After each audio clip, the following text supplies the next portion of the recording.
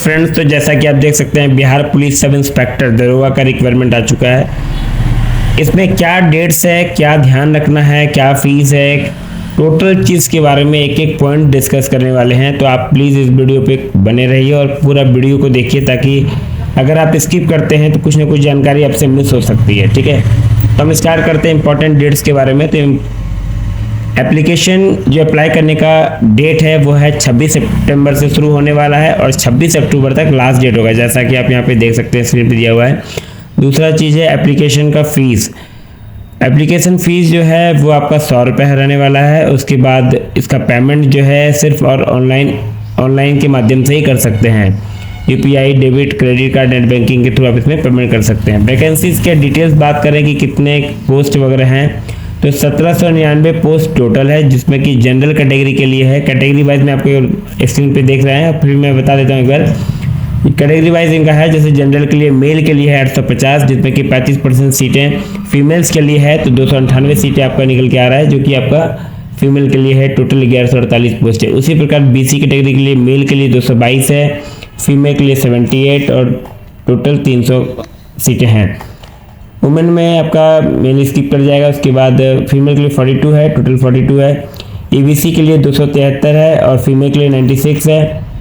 फिर आपका 369 seat total हो जाता है। एसटी के लिए उसी प्रकार 15 सीट मेल के लिए है, फीमेल के लिए 5 सीट है और टोटल 20 सीट है। एससी कैटेगरी के लिए 210 सीटें हैं मेल के लिए, 74 सीटें हैं फीमेल के लिए और 284 सीटें हैं टोटल।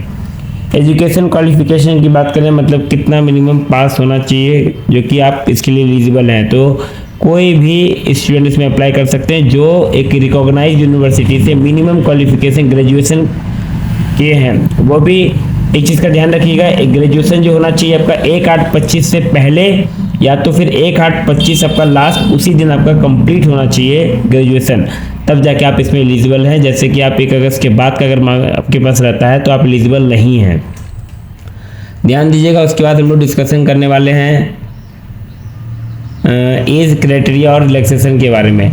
तो एज क्राइटेरिया में आपका ये है कि जैसे आप जनरल मेल में आते हैं, मेल कैटेगरी और जनरल हैं, तो 20 से 37 साल तक आप इस फॉर्म को भरने के लिए एलिजिबल हैं। और जो आपका डेट ऑफ बर्थ होने वाला है वो डेट ऑफ बर्थ के अकॉर्डिंग आप 1/8/25 तक आपका 20 साल से 37 साल के अकॉर्डिंग मैच करना चाहिए। फीमेल कैटेगरी के लिए है 20 से 40, बीसी ईबीसी मेल या फीमेल कोई भी कैटेगरी के लिए है 20 से 40। एससी एसटी वालों के लिए 2 साल बढ़ा के देता है, तो 20 से 42 कर दिया है। गवर्नमेंट एम्प्लॉय के लिए है प्लस 5 साल, मैंने कि अगर कोई गवर्नमेंट एम्प्लॉय पहले से हैं उसके बाद इसमें अप्लाई करते हैं तो उनके लिए 5 साल एक्स्ट्रा मिलेगा उनको रिलैक्सेशन के तौर पे। सर्विस एक्स सर्विस मैन के लिए 3 साल एक्स्ट्रा है, जो कि 57 ईयर्स तक मैक्सिमम जाएगा। ठीक है, उसके बाद सिलेक्शन प्रोसेस की बात करें तो सिलेक्शन प्रोसेस भी समझने का बहुत इंपॉर्टेंट पॉइंट है, इसको बहुत अच्छे से समझना है। प्रीलिम्स आपको 200 मार्क्स का होने वाला है, जिसमें जीके प्लस करंट अफेयर, मतलब जिसका जीके बढ़िया है उसका प्रीलिम्स एक बार में निकलेगा। उसके बाद प्रीलिम्स निकालने के बाद आपको मेंस में जो प्रोसेस है, पेपर 1 पेपर 2 2 पेपर होता है। जब तक आप प्रीलिम्स पास नहीं करेंगे मेंस का एग्जाम नहीं दे सकते हैं, तो प्रीलिम्स पास करने के बाद ही आप मेंस में जाइएगा। मेंस में जो पेपर है पेपर 1 पेपर 2। पेपर 1 में आप देख सकते हैं हिंदी का है एग्जाम, जो कि 200 मार्क्स का होने वाला है। ध्यान रहे इससे मेरिट नहीं बनता है, तो क्वालिफाइंग 30% है, सिर्फ पास करना है आपको, 30% लाके पास करना है। पेपर 2 में जो होने वाला है आपका जीएस है, साइंस है, मैथ है, रीजनिंग है, 200 मार्क्स का टोटल होने वाला है। पेपर 2 के अकॉर्डिंग ही आपका मेरिट बनेगा। इसके बाद जैसे आप प्री पास किए, मेंस पास किए, उसके बाद फिर आपका फिजिकल एफिशिएंसी टेस्ट यानी कि पीईटी होता है। ठीक है, पीईटी पास करने के बाद फिर आपका मेडिकल टेस्ट होगा, फिर आपका डॉक्यूमेंटेशन यानी कि डॉक्यूमेंट वेरिफिकेशन होगा। ये सारा प्रोसेस कंप्लीट होने के बाद ही आपका सिलेक्शन कंफर्म हो जाएगा।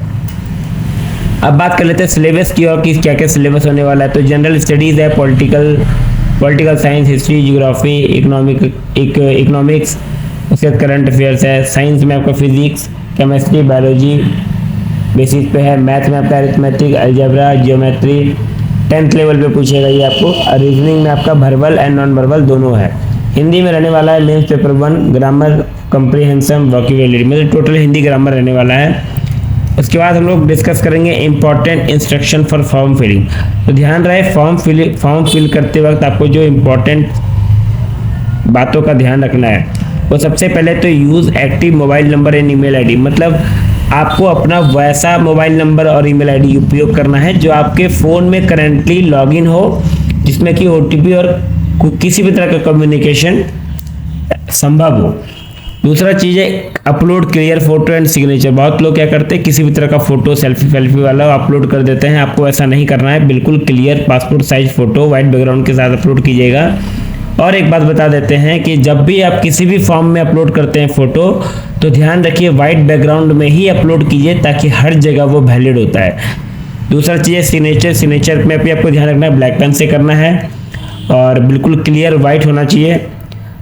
उसके बाद एक category certificate must be valid. अगर आप बिहार से भर रहे हैं तो बिहार में आपको कैटेगरी सर्टिफिकेट देना ही पड़ेगा, बिना कैटेगरी सर्टिफिकेट आपका नहीं लेगा। ठीक है, अगर आप कैटेगरी का यूज़ कर रहे हैं तो।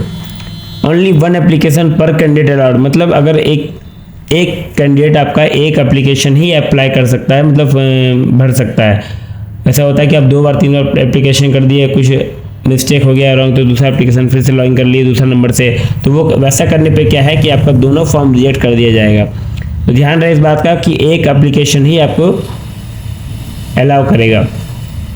पेमेंट कंफर्म होने के बाद ही फॉर्म सबमिट होगा। तो पेमेंट करने के बाद जैसे ही फॉर्म सबमिट होगा, आप उसको डाउनलोड करके PDF फॉर्म में अपने पास सेव कर लें, या तो किसी साइबर कैफे में जाके प्रिंट आउट निकलवा लें। ठीक है। दूसरा चीज़ है मोस्ट इम्पॉर्टेंट पॉइंट, मतलब सबसे महत्वपूर्ण बातें क्या क्या ध्यान रखना है। तो वैकेंसी टोटल 1799 है। वुमेन्स रिजर्वेशन है 35%, मतलब जितनी भी सीटें हैं उसका 35% सीट जो है फीमेल कैटेगरी के लिए रिजर्व है। ग्रेजुएशन मैंडेटरी है, मतलब बिना ग्रेजुएशन वाले नहीं भर सकते हैं, मिनिमम क्वालिफिकेशन ग्रेजुएशन ही है। दूसरा है सिलेक्शन का जो प्रोसेस बताए थे, उस पर क्या है कि पहले आपको प्रीलिम्स पास करना है, फिर मेंस पास करना है, फिर PET है, फिर मेडिकल है, एंड देन चारों प्रोसेस कंप्लीट होने के बाद फिर आपका जॉब कंफर्म है। फॉर्म जो आपका अप्लाई होगा वो आप देख सकते हैं यहाँ पे, ये जो साइट पे क्लिक कीजिएगा तो आप इस साइट पे पहुँच जाइएगा। ठीक है, उसके बाद यहाँ पे अभी आप नोटिफिकेशन आ रहा है, यहाँ पे अप्लाई का लिंक आएगा, फिर आप यहाँ से आप अप्लाई कर सकते हैं। इसीलिए सारा फॉर्म अच्छे से भर के आपको सबमिट करना है, सबमिट करके अपने पास रख लेना है। चलिए कुछ बात और कर लेते हैं कि सैलरी क्या है, अलाउंस के साथ साथ आपको कितना सैलरी मिलता है।